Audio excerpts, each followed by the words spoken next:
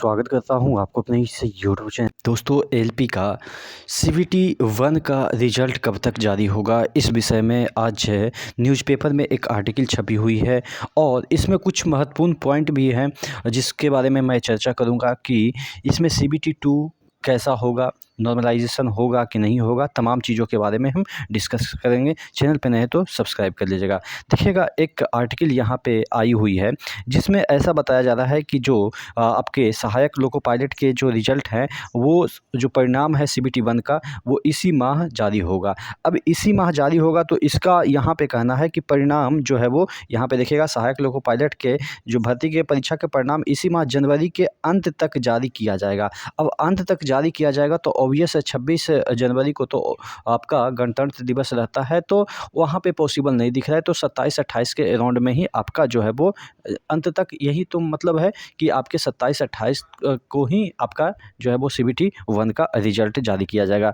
अभी रिजल्ट का जो प्रोसेस है वो लगभग फुल हो चुका है, यानी कि जो आपके ऑब्जेक्शन थे उसको ट्रैक किया गया और उसमें खामियां वगैरह सब चीज़ निकाली गई कि क्या सही है क्या गलत है। और उसके बाद यहाँ पे अब बताया जा रहा है कि आपत्तियों का परीक्षण किया जा रहा है। देखिएगा, आपत्तियाँ जो आपने दर्ज की थी उसका परीक्षण किया जा रहा है और जो लगभग पूरा हो चुका है।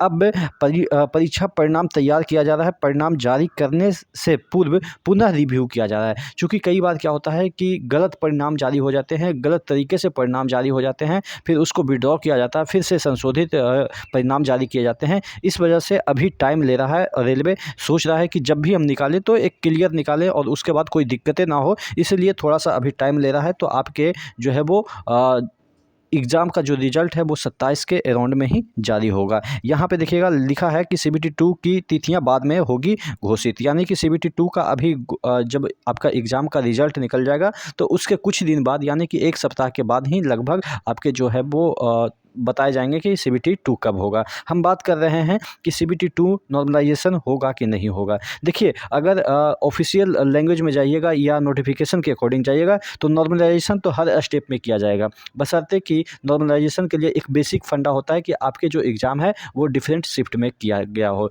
या डिफरेंट शिफ्ट और डिफरेंट डे में किया गया हो। लेकिन जहाँ तक यहाँ पे बात है तो 19,000 कैंडिडेट का जो है वो सिलेक्शन लेना है। उसमें 19,000 को 15 गुना रिजल्ट देना है। 15 गुना अगर हम बात करें तो 20 यानी कि तकरीबन 3 लाख स्टूडेंट और 3 लाख कैंडिडेट का एक साथ पूरे इंडिया में एग्ज़ाम करवाया जा सकता है, चूँकि रेलवे ने जो है वो ऑलरेडी ऐसे एग्ज़ाम करवाए हैं जो कि मेजर मास जो नंबर ऑफ़ कैंडिडेट हैं उसका कि एक ही शिफ्ट में एग्ज़ाम करवाए हैं। तो अगर ऐसा पॉसिबल है कि एक ही शिफ्ट में एग्ज़ाम हो जाए तो वहाँ पे नॉर्मलाइजेशन चांसेस कम है कि नॉर्मलाइजेशन हो। अगर नॉर्मलाइजेशन नहीं होता है तो इसमें आप ही का फ़ायदा है, क्योंकि बहुत सारे बच्चे का ये कहना है कि नॉर्मलाइजेशन की वजह से हमारा जो स्कोर है वो कम जाता है। तो उसमें ये तो नहीं रहेगा ना, एक ही शिफ्ट में अगर एक ही पेपर आएगा सभी जगह, तो जिससे कि नॉर्मलाइजेशन का लफड़ा ही खत्म हो जाएगा, सभी के लिए इक्वल क्वेश्चन हो जाएंगे और 3 लाख कैंडिडेट का एक साथ एग्ज़ाम पूरे इंडिया में, ऐसा नहीं है कि एक स्टेट में, पूरे इंडिया में एक साथ एग्ज़ाम कंडक्ट कराना पॉसिबल, चूँकि सीबीटी 2 में मात्र 3 लाख ही कैंडिडेट होंगे, तो 3 लाख का एग्ज़ाम कराना एक शिफ्ट में मुझे तो लग रहा है कि पॉसिबल है, चूँकि नंबर ऑफ है जो आप कह सकते हैं कि सिस्टम है टीसीएस के पास काफ़ी अच्छा है। एक ही सेंटर पे कम से कम 10-10 हज़ार जो है वो सिस्टम हमने देखा है टीसीएस के पास। तो ऐसे एक राज्य में कितने सेंटर हैं और उसके मान लेते हैं एक अप्रॉक्स कम से कम तो 3 सेंटर तो एक राज्य में तो होंगे ही, 3 तो मिनिमम की मैं बात कर रहा हूँ, 3 सेंटर तो टीसीएस के होंगे, तो यानी कि 30,000। अब 30,000 यानी कि 10 राज्य में भी जोड़ लीजिएगा तो 3 लाख कैंडिडेट को ऑक्यूपाई कर लेता है। तो कहने का मतलब ये है कि आपका नॉर्मलाइजेशन नहीं हो, इसमें आप ही का बेटरमेंट है, क्योंकि अगर नॉर्मलाइजेशन होता है तो बहुत सारे लोग कहते हैं कि आपका तो नॉर्मलाइजेशन की वजह से सिलेक्शन हो गया,